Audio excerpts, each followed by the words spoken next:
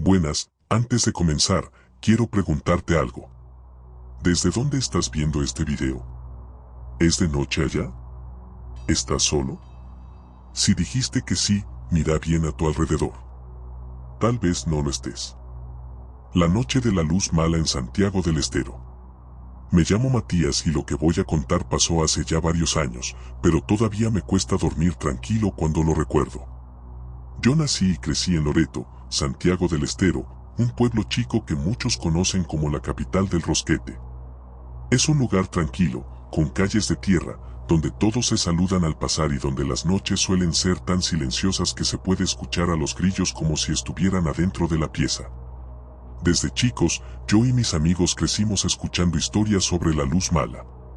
Los abuelos y los tíos siempre hablaban de eso, una luz que aparecía en los campos, flotando a lo lejos, a veces quieta y otras persiguiendo a la gente. Algunos decían que eran almas en pena, otros que era un fuego del demonio, y los más viejos aseguraban que aparecía para proteger tesoros enterrados. Uno escuchaba esas cosas en reuniones familiares, pero a esa edad lo tomábamos como cuentos para asustar. Sin embargo, lo que nos pasó esa noche cambió todo. Era enero, pleno verano, y con 3 amigos decidimos ir a acampar en una zona de monte bajo, a unos 10 kilómetros del pueblo, por el camino que va hacia San Marcos.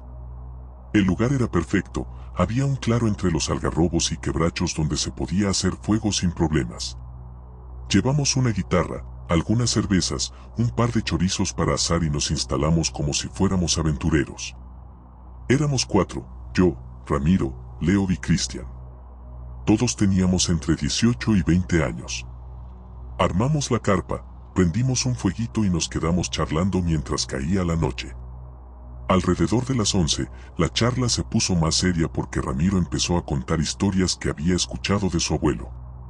Nos hablaba de cómo, en la zona de Pozo Hondo, había hombres que aseguraban haber visto la luz flotar por encima de los campos y que siempre, traía desgracias.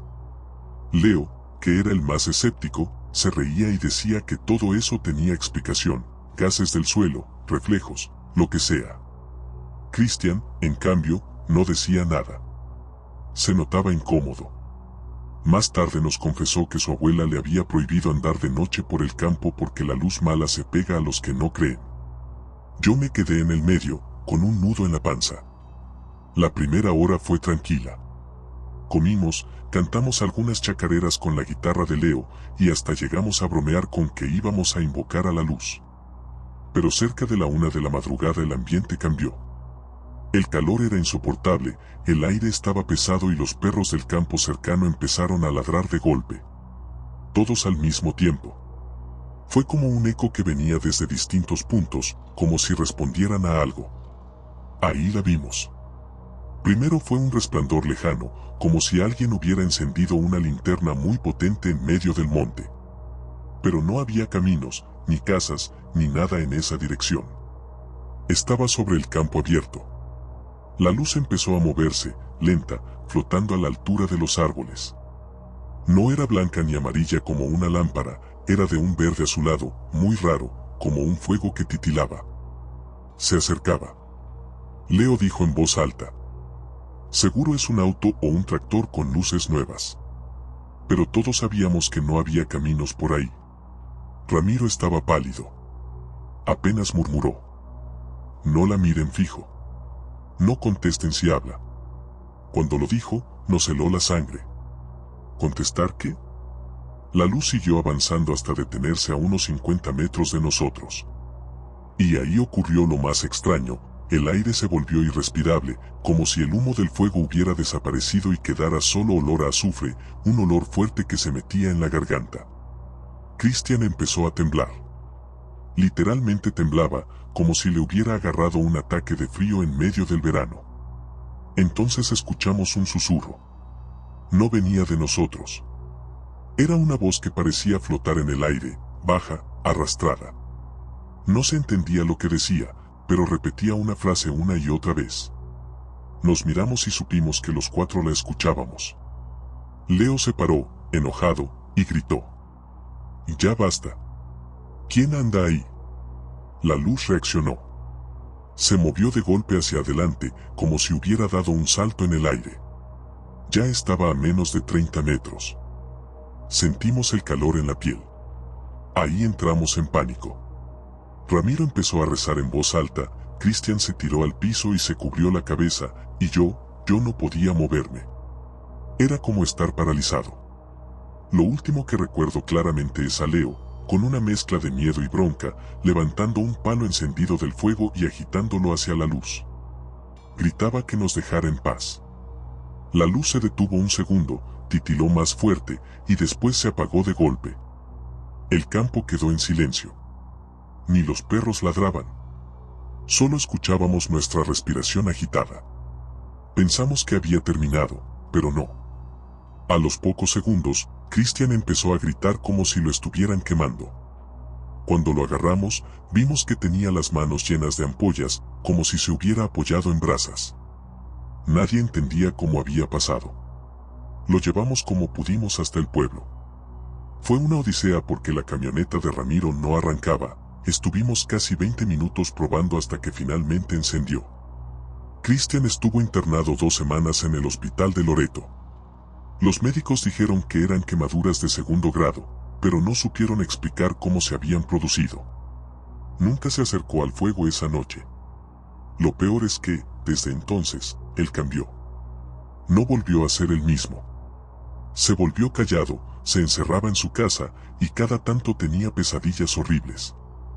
Llegó a decir que la voz que escuchamos sigue hablándole en sueños, que lo llama desde el monte.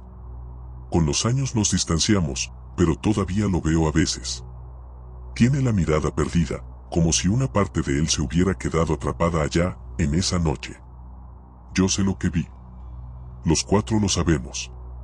Y cada vez que escucho a alguien reírse de las historias de la luz mala, me viene a la mente esa sombra verde en medio del campo y el olor insoportable a azufre. En Santiago del Estero, en los montes cerca de Loreto, esa luz todavía aparece. Y si alguna vez la ven, no se acerquen. La Escuela Rural de Córdoba. Me llamo Mariana, soy docente y lo que voy a contar me sucedió hace algunos años, cuando recién empezaba a trabajar como maestra suplente. Hasta el día de hoy no me animo a compartirlo con colegas porque temo que me tomen por loca, pero cada vez que pienso en aquella semana en Traslasierra me convenzo más de que lo que vi y viví fue real. Corría el año 2014. Había terminado el profesorado hacía poco y estaba anotada en la lista de suplencias. Un viernes por la tarde recibí un llamado de la Supervisión Escolar de Córdoba. Necesitaban cubrir una suplencia urgente en una escuela rural de la zona de Traslasierra, cerca de Las Rabonas, a unos 20 kilómetros de Mina Clavero. La maestra titular había tenido un problema de salud y el puesto sería por al menos 2 semanas. Acepté sin dudar. Para alguien recién recibido, esas oportunidades son oro. Preparé mis cosas y el lunes a primera hora estaba subiendo al colectivo que cruza las altas cumbres hacia el valle. El viaje en sí ya me generaba un ambiente especial, las montañas imponentes, la ruta solitaria, y a medida que se bajaba hacia Traslasierra, ese aire cálido y seco, mezclado con el perfume a hierbas silvestres. Cuando llegué al pequeño paraje donde estaba la escuela, me recibió el director, un hombre de unos 60 años llamado don Ernesto. Era cordial, pero había algo en su mirada que transmitía cansancio. La escuela era pequeña, de esas típicas rurales, 2 aulas principales, una dirección diminuta, una cocina y un patio de tierra con juegos oxidados. Lo que me llamó la atención desde el primer momento fue un salón que estaba cerrado con candado. Tenía las ventanas tapiadas con maderas cruzadas. Ese es el aula vieja, señorita, me explicó don Ernesto, casi adivinando mi curiosidad. Está clausurada, no la usamos hace años. No dio más detalles, y yo no quise insistir. Los primeros 2 días pasaron tranquilos. Los chicos eran pocos, apenas 15 en total, de diferentes edades, todos hijos de campesinos y familias humildes de la zona. La rutina era la misma, llegaban en bicicleta o caminando desde los campos cercanos, hacíamos las clases, y a las 4 de la tarde ya estaban de vuelta en sus casas. Pero la tercera tarde ocurrió lo primero extraño. Estaba corrigiendo unos cuadernos en la dirección cuando escuché que alguien corría por el pasillo. Pensé que algún chico se había quedado dando vueltas, pero cuando salí no había nadie. Lo raro fue que los pasos se detuvieron justo frente a la puerta clausurada del aula vieja. Esa noche me quedé en la casa de una familia que me hospedaba, los Almada, porque no tenía cómo viajar todos los días desde Mina Clavero. Durante la cena, sin dar demasiados detalles, les pregunté por el aula cerrada. La madre, doña Teresa, me miró con seriedad y dijo: «Usted no pregunte mucho, señorita. Mejor no saber. Esa aula ya no es para la gente». Me quedé helada. Intenté sonreír, pero las palabras me persiguieron toda la noche. El jueves pasó lo que cambió todo. Estábamos en plena clase de matemáticas cuando uno de los chicos, un nene de unos 10 años llamado Lautaro, se quedó mirando fijo hacia la ventana del aula. Estaba pálido. «¿Qué ves, Lauti?», le pregunté. Con la voz temblorosa me respondió: «La señorita del aula de al lado». No había nadie al lado. Esa era la sala clausurada. Me acerqué a la ventana para demostrar que no había nada, pero el chico rompió en llanto y juraba que había una mujer parada detrás del vidrio, vestida de blanco, con el pelo tapándole la cara. Los demás empezaron a reírse nerviosos, aunque algunos también decían que habían visto algo. Esa tarde, al terminar las clases, me animé a preguntarle directamente al director. Él suspiró hondo y, después de mucho insistir, me contó la historia. Hace más de 20 años, una maestra joven había trabajado en esa misma escuela. Se llamaba Susana. Cuentan que era muy querida por los alumnos, pero también que tenía un carácter extraño, muy reservado. Una tarde de tormenta, según los registros, la encontraron sin vida en ese aula. Nadie supo qué pasó realmente, algunos dijeron que se quitó la vida, otros que sufrió un colapso. Lo único seguro es que desde entonces empezaron a ocurrir cosas raras. Libros que se caían solos, pasos en el pasillo de noche, y chicos que decían escuchar su voz llamándolos desde la sala. El ministerio decidió clausurar el aula para evitar problemas, pero jamás la remodelaron ni la demolieron. Simplemente la tapiaron y dejaron así, como una herida abierta en medio de la escuela. Esa noche no pude dormir. Sentía que debía comprobarlo por mí misma. El viernes, cuando los chicos ya se habían ido, esperé a que el director se marchara. Me quedé sola en la escuela, con el corazón latiendo fuerte. Tomé las llaves de la dirección y fui hacia el aula clausurada. El candado era viejo, oxidado, y no me costó mucho forzarlo. Apenas abrí la puerta, un aire helado me golpeó en la cara. El lugar estaba cubierto de polvo, con pupitres viejos amontonados. El pizarrón tenía todavía escritos restos de palabras, como si el tiempo se hubiera detenido. Avancé unos pasos, alumbrando con la linterna del celular. Fue ahí cuando lo escuché, una voz de mujer, suave, como un susurro. «Quédense sentados».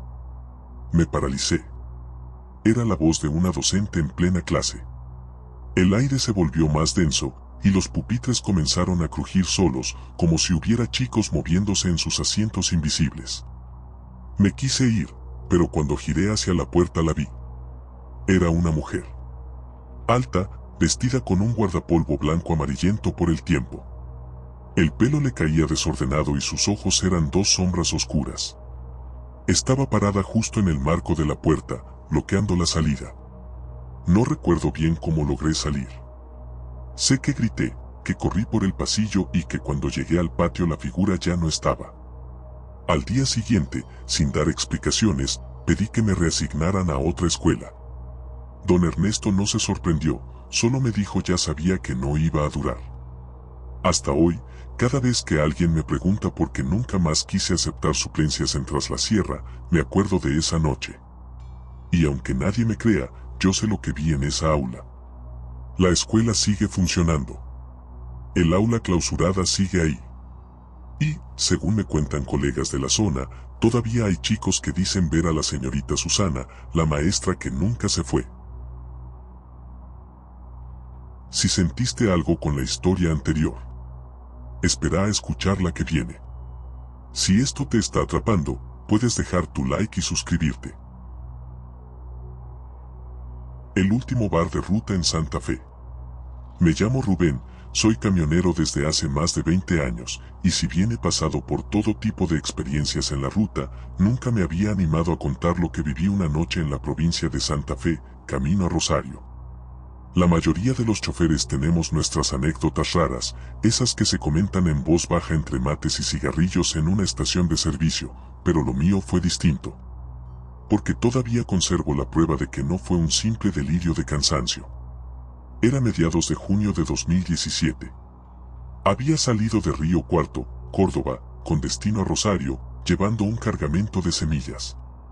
El recorrido era largo, pero ya lo conocía de memoria, Ruta Nacional 8 hasta Venado Tuerto, luego tomar la 33 y bajar directo a Rosario. Esa noche, sin embargo, había decidido ir por la Ruta Provincial 14, que corta por algunos pueblos chicos antes de empalmar con la 33. No suelo hacer eso, pero quería evitar un control policial en el que estaban demorando mucho a los camiones. El cielo estaba cerrado, sin luna, y la ruta desierta. A esa hora, cerca de la 1 de la mañana, lo único que se escuchaba era el motor y de vez en cuando el zumbido de algún insecto golpeando el parabrisas. El frío era intenso, el tablero marcaba 4 grados. Los párpados me pesaban y empecé a pensar en detenerme unos minutos, aunque fuera para estirar las piernas y tomar un café. Y ahí fue cuando lo vi. Un cartel al costado de la ruta, de chapa oxidada, pintado a mano con letras blancas descoloridas, Bar El Descanso, 500 metros. Me sorprendió. En todos mis años manejando por esa zona, jamás había escuchado de un bar ahí. Y los camioneros nos conocemos casi todos los paradores, porque son parte de nuestra vida. Dudé unos segundos, pero el cansancio pudo más. Reduje la marcha y tomé la curva que señalaba el cartel. Unos metros más adelante, apareció el edificio. Era una construcción baja, de paredes descascaradas y techos de chapa. En la entrada, iluminada apenas por 2 tubos fluorescentes que chisporroteaban, se levantaba un viejo surtidor de nafta en desuso.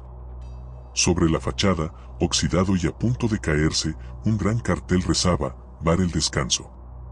Estacioné el camión sobre la banquina de tierra y bajé. Lo primero que sentí fue el silencio. No había perros ladrando, ni grillos, ni un solo ruido de campo. Solo el zumbido eléctrico de las luces. Empujé la puerta de madera y entré. El interior estaba tenuemente iluminado, con mesas de madera gastada y un largo mostrador. Detrás, estantes repletos de botellas viejas de ginebra llave, Cinzano y Fernet, algunas cubiertas de polvo. El aire olía a tabaco rancio, como si nadie hubiera ventilado en años. Lo raro fue que había gente. 3 hombres mayores, con ropa de trabajo, estaban sentados alrededor de una mesa jugando al truco. No me miraron ni levantaron la vista cuando entré, como si mi presencia no significara nada. Al fondo, un televisor de tubo transmitía un partido viejo de la selección argentina en blanco y negro, con interferencias. Reconocí a Kempes en la pantalla. Me acerqué al mostrador. Allí estaba el que supuse era el dueño, un hombre alto, delgado, con camisa blanca, chaleco oscuro y el pelo engominado hacia atrás. Parecía sacado de otra época. ¿Un café bien cargado?, le pedí. El hombre asintió en silencio. Tomó una taza pesada de cerámica blanca, de esas que ya casi no se ven, y me sirvió un café humeante. Lo probé y me quedé helado, estaba perfecto. Fuerte, amargo, recién hecho. Sentí como si el cansancio me abandonara en ese instante. Quise entablar conversación, pero antes de que dijera algo, él me habló. Primera vez que pasa por acá, ¿no? Me sorprendió, porque era cierto. Nunca había visto ese bar. Le expliqué que siempre tomaba otra ruta, que ese desvío lo había hecho solo para esquivar un control. El hombre sonrió apenas, con tristeza, y dijo: no todos lo encuentran. Me quedé callado. Había algo extraño en esa frase, en su tono. Pagué con un billete de 100 pesos y él me devolvió el cambio en monedas viejas, incluso una de un austral. Lo miré desconcertado, pero no dije nada. Cuando estaba por irme, me ofreció un vaso de vidrio grueso, con el logo azul desteñido de Quilmes. Lléveselo. Le va a hacer falta. Acepté, sin entender. Lo guardé y volví al camión. Al retomar la ruta, lo imposible sucedió. En cuestión de minutos me encontré de nuevo en la intersección con la ruta 33, adelantado casi 40 minutos respecto a lo calculado. No había forma lógica de que eso pasara. Llegué a Rosario, entregué la carga y en la terminal comenté lo sucedido. Algunos colegas me miraron incrédulos, pero uno, un chofer de Casilda, me dijo en voz baja: «Vos entraste al bar que ya no existe». Y me contó la historia. Que en los años 70 había un parador con ese nombre en la zona. Que era famoso entre los camioneros, pero que en 1978 cerró para siempre después de un incendio en el que murieron 2 personas. Desde entonces, algunos dicen que todavía aparece, pero solo para los que lo necesitan. Volví varias veces por esa ruta, buscando el cartel, las luces, el surtidor oxidado. Nunca más lo encontré. En su lugar solo hay campo vacío. Lo único que me quedó de esa noche es el vaso de vidrio que el hombre me dio. Aún lo conservo en mi alacena. Y lo extraño es que, aunque lo lave, siempre vuelve a tener olor a café recién hecho. Cada vez que lo miro recuerdo al dueño del chaleco, a los jugadores de truco que nunca me miraron y al televisor mostrando un partido que tal vez ya no existe. Y me pregunto si aquella noche, en medio del frío de Santa Fe, crucé un límite que nunca debí cruzar. Porque todos los camioneros sabemos algo, hay bares de ruta donde uno entra para descansar y otros donde uno entra para nunca volver a ser el mismo. La casa quemada de Corrientes. Me llamo Eduardo, aunque todos en el barrio me dicen Lalo. Nací y me crié en Corrientes capital, en un barrio de esos que quedan a medio camino entre lo urbano y lo rural, calles de tierra, casas bajas, gallinas sueltas en las veredas y la costumbre de que todos se conocen. En un lugar así, es imposible que alguien tenga un secreto por mucho tiempo. Sin embargo, había una casa de la que casi nadie quería hablar, y cuando lo hacían, siempre era en voz baja, como con miedo a que alguien escuchara. Le decíamos simplemente la casa quemada. Quedaba a 4 cuadras de mi casa, en una esquina donde el asfalto se terminaba y empezaba un camino más bien de arena roja, típica de Corrientes. Era una construcción amplia, de esas que en los años 70 habían sido viviendas familiares grandes, con galería al frente, tejas coloniales y un pequeño jardín rodeado por un muro bajo. Pero la fachada estaba ennegrecida, las ventanas tapiadas y el techo parecía haberse hundido hacia un costado. Lo raro no era el estado de la casa, sino lo que se decía de ella. Según contaban los vecinos más viejos, en 1994 allí vivía la familia Núñez, el padre, la madre y 3 hijos. Una madrugada, un incendio arrasó la vivienda por completo. Dicen que fue tan rápido que nadie logró salir. Lo más terrible es que, según los bomberos, el fuego había empezado en varios puntos distintos de la casa al mismo tiempo. Nunca se supo la causa real. La versión oficial fue un cortocircuito, pero los que estuvieron aquella noche aseguran que escucharon los gritos de los chicos incluso después de que las llamas hubieran consumido todo. Después de la tragedia, la casa quedó en ruinas.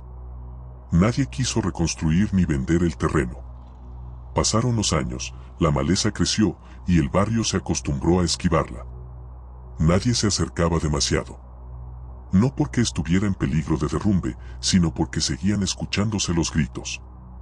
La primera vez que yo me animé a ir fue en 2006, cuando tenía 17 años. Era un verano insoportable, de esos en que la siesta parece derretir el aire. Estábamos aburridos con mis amigos, y uno de ellos, Marcelo, propuso meternos en la casa quemada. Éramos 6 en total, y aunque todos fingíamos valentía, ninguno quería ser el primero en cruzar la reja oxidada que apenas se sostenía. Al final lo hicimos juntos. Apenas entramos, el olor nos golpeó. No era olor a humo, de eso ya habían pasado más de 10 años, sino un aroma raro, como de ropa mojada que nunca se seca. Las paredes estaban cubiertas de hollín, con manchas que parecían siluetas humanas deformadas. Lo más impresionante fue el silencio. A pesar de que era pleno día, allí adentro no se escuchaba ni el ruido de los pájaros. Avanzamos hasta lo que quedaba del living. El techo estaba caído en parte, dejando pasar la luz del sol a través de las vigas chamuscadas. En un rincón encontramos una cama oxidada, con los resortes retorcidos. Y en otro, un juguete derretido, apenas reconocible como un muñeco.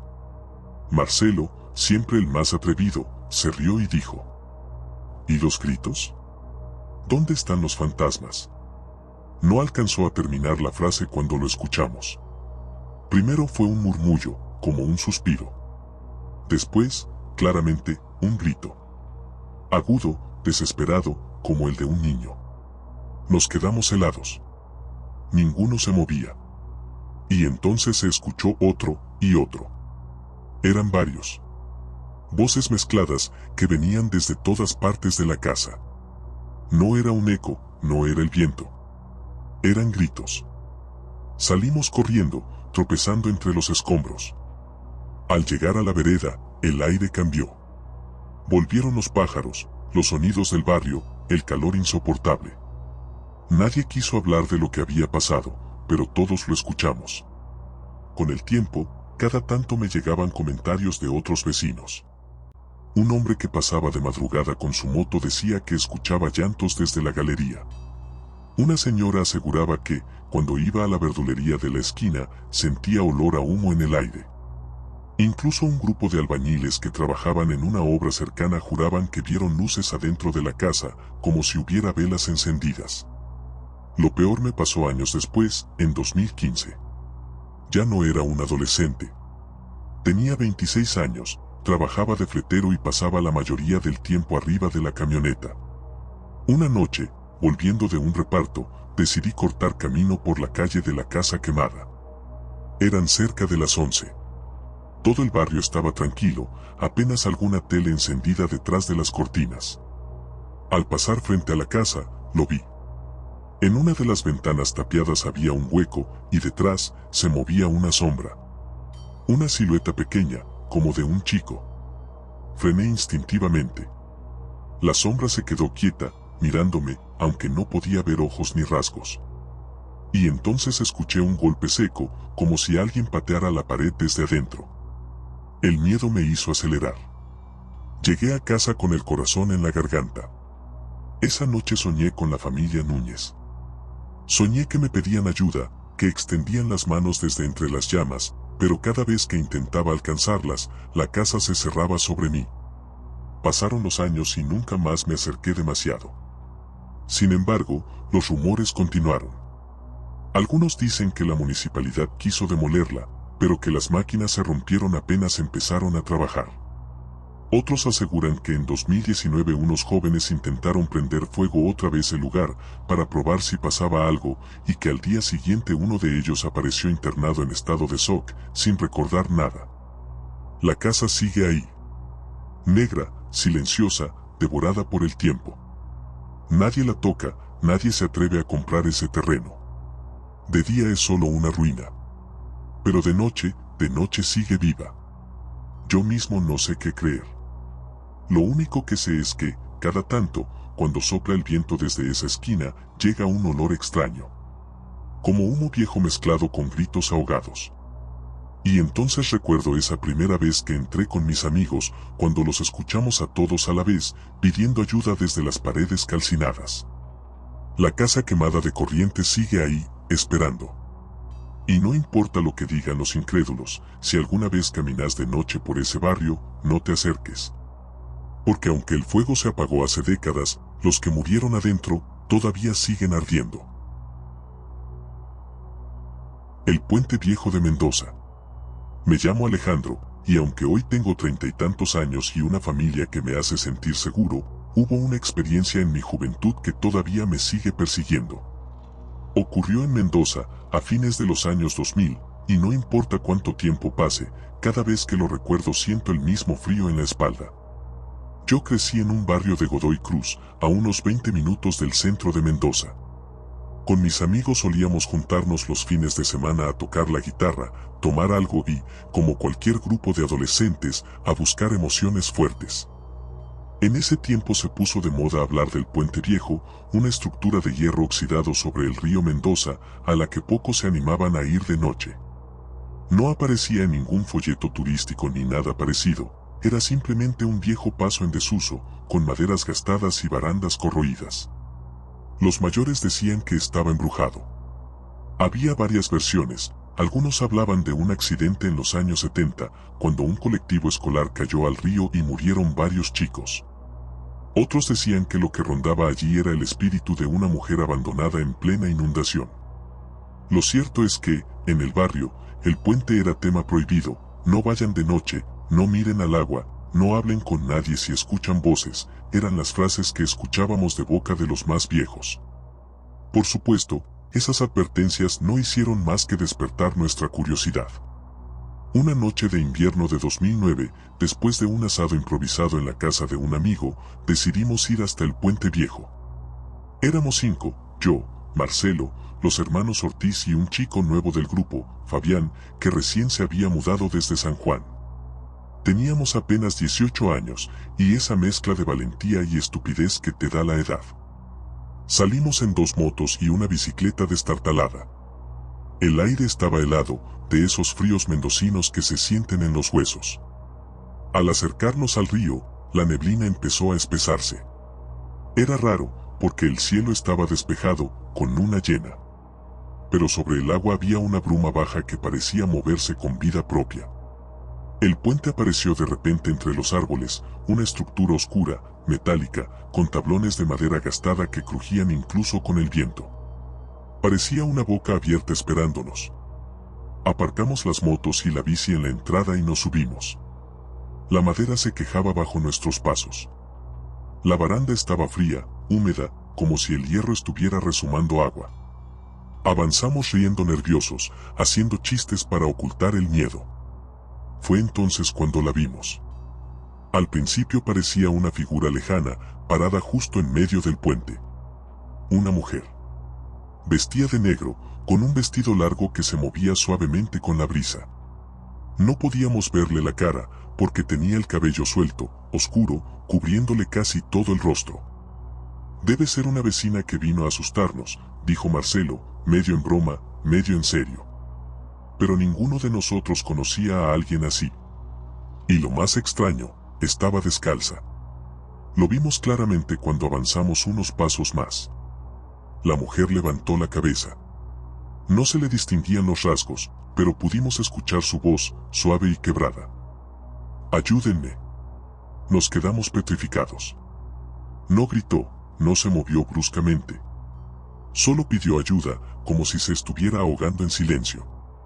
Fabián, el chico nuevo, fue el primero en reaccionar. Dio un paso hacia adelante y le preguntó qué le pasaba. La mujer extendió una mano pálida, temblorosa, como invitándolo a acercarse. Pero entonces sucedió lo imposible. Sin que hiciera un solo ruido, la figura comenzó a retroceder hacia abajo. No caminó. No giró. Simplemente se fue hundiendo, como si el puente se hubiera tragado su cuerpo. En cuestión de segundos, ya no estaba sobre los tablones, sino debajo del puente, flotando apenas sobre el agua. Y ahí la vimos claramente. Su rostro no era humano. Sus ojos eran pozos negros, profundos, y su boca se abría demasiado, como si fuera capaz de tragar todo el río. «¡Corran!», gritó uno de los Ortiz. Pero ninguno se movía. Era como si algo nos retuviera. El aire se volvió pesado, frío. La mujer levantó la cabeza desde el agua y volvió a hablar, esta vez con una voz que no parecía salir de su garganta, sino del río entero. «Ayúdenme». Fue entonces cuando lo escuchamos, un chapoteo violento, como si decenas de manos golpearan la superficie del agua al mismo tiempo. Vimos burbujas, ondas circulares. Y entre la espuma, otras siluetas que intentaban emerger, como cuerpos que luchaban por salir. Eso rompió el hechizo. Empezamos a correr hacia la salida del puente, tropezando, empujándonos, mientras las tablas crujían bajo nuestro peso. El sonido del agua golpeando no nos dejaba pensar. Yo sentí, lo juro, que alguien me rozaba los tobillos desde abajo, aunque estábamos sobre la madera. Llegamos a las motos y arrancamos como pudimos. No hablamos durante el camino de regreso. Nadie quería poner en palabras lo que había visto. Recién al día siguiente, en la plaza del barrio, nos animamos a hablar del tema. Todos coincidimos en lo mismo: la mujer, el vestido negro, el hundirse bajo el puente, los gritos pidiendo ayuda. Pero lo más inquietante fue lo que contó Fabián. Él había estado más cerca. Juraba que, cuando la mujer le extendió la mano, alcanzó a ver que sus dedos estaban quemados, ennegrecidos, como carbonizados. Y que la piel se le deshacía en trozos, cayendo al suelo como ceniza. Con el tiempo, supe más cosas. Un vecino mayor me contó que en los años 50 hubo una crecida del río Mendoza que arrasó con todo. Entre las víctimas estaba una mujer que vivía en la zona, sola con su hijo pequeño. El chico fue arrastrado por la corriente y ella se lanzó detrás. Nunca recuperaron los cuerpos. Desde entonces, cada tanto alguien afirma ver a una mujer en el puente, pidiendo ayuda. Algunos dicen que si la seguís y mirás al agua demasiado tiempo, no volvés. Nosotros nunca regresamos. Y sin embargo, cada tanto, cuando paso cerca del río, me parece escuchar el eco de esa voz: ayúdenme. Hay cosas en Mendoza que se cuentan como leyendas urbanas, historias de fogón para asustar a los más chicos. Pero yo estuve ahí. Y lo que vi en ese puente no fue un cuento. Fue real. Y sé que tarde o temprano alguien más va a cruzarlo de noche, y ella va a volver a aparecer, esperando. Si todavía estás ahí, gracias. No muchos logran llegar al final. Deja tu like si alguna historia te tocó más de lo que esperabas. Y si querés seguir adentrándote en lo desconocido, suscríbete y activa la campanita. Y recordá, si viviste algo que nadie te cree, pero que aún te persigue, podés contarlo. La dirección está en la descripción. Esto es Horror Code. Nos volveremos a encontrar, cuando menos lo esperes.